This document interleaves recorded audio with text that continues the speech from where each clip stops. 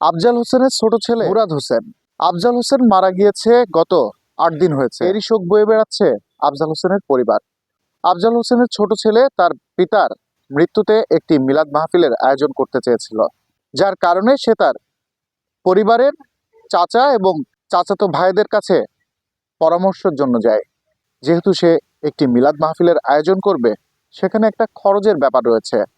সেই ব্যাপারটি নিয়েই তার চাচা এবং চাচাতো ভাইদের সাথে যখন পরামর্শ করতে যায়, তখন কথায় কথায় এক পর্যায়ে চাচাতো ভাই আলমের সাথে তার একটু বাকবিতণ্ডা সৃষ্টি হয়। এরই এক পর্যায়ে আলমের কিছু কথার কারণে মুরাদের মাথায় একটু গরম হয়ে যায়। তার জেদ ধরে মুরাদ এবং চাচাতো ভাই আলমের মাঝে একটু হাতাহাতি সৃষ্টি হয়। এই ঘটনাটি ঘটে গতকাল 28 নভেম্বর শুক্রবার রাতে। দর্শক, যখন এই ঘটনাটি ঘটে তখন তারা পারিবারিকভাবে এই ঘটনার একটা মীমাংসা করে ফেলে। মীমাংসা মানতে নারাজ চাচাতো ভাই আলমের ছেলে সৌরভ। সৌরভের মাথা চটে যায়। তার পিতার গায়ে অর্থাৎ আলমের গায়ে মুরাদ হাত দিয়েছে, এই জন্য মুরাদের ভাস্তে অর্থাৎ আলমের ছেলে সৌরভ আজ সকাল 11টার দিকে মুরাদ যখন পবহাটির সিটি মোড় এলাকায় একটি চায়ের দোকানে বসে চা খাচ্ছিল, ঠিক সেই মুহূর্তে সৌরভ তার একটি বাহিনী নিয়ে এসে মুরাদের উপরে বিতর্কিত হামলা চালায়। মুরাদ তার জীবন রক্ষায় সেখান থেকে পালিয়ে একটা সিমেন্টের দোকানে মুরাদ ঢুকে পড়ে। সেখানে গিয়েও মুরাদের রেহাই হয় না। সৌরভের বাহিনী সেই সিমেন্টের দোকানে গিয়ে মুরাদের উপরে আবারও হামলা চালায়, বিভিন্নভাবে মুরাদকে আহত করার চেষ্টা করে। এর এক পর্যায়ে ধারালো অস্ত্র দিয়ে মুরাদের পেটের ভিতরে ঢুকিয়ে দেওয়া হয়। এরপরই মুরাদ গুরুতরভাবে জখম হয়ে পড়ে। ঘটনাস্থল থেকে সৌরভ এবং তার বাহিনী পালিয়ে যায়।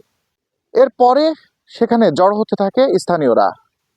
মুরাদকে সাথে সাথে নিয়ে যাওয়া হয় ঝিনাইদহ সদর হাসপাতালে। সেখান থেকে কর্তব্যরত চিকিৎসকরা তাকে মৃত ঘোষণা করে। দর্শক, এমন একটি তুচ্ছ ঘটনাকে কেন্দ্র করে মুরাদের প্রাণনাশ করা হয়েছে।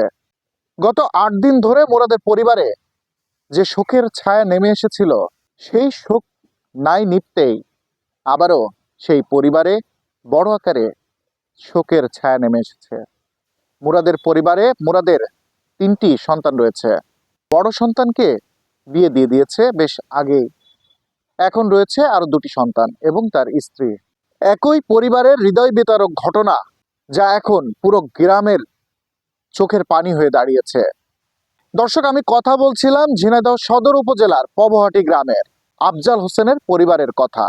বয়স্কজনিত কারণে আফজাল হোসেন মারা গেলেও তার মিলাদ মাহফিলকে কেন্দ্র করে ছোট ছেলে মুরাদকে প্রাণ দিতে হলো। আপনারা দেখছিলেন মুরাদের পরিবারের যে স্বজনেরা রয়েছে তাদের আহাজারি। দর্শক, একই পরিবারে পিতা ও পুত্রের 8 দিনের মাথায় মৃত্যুর কারণে শোকের ছায়া নেমে এসেছে পুরো গ্রামটিতে।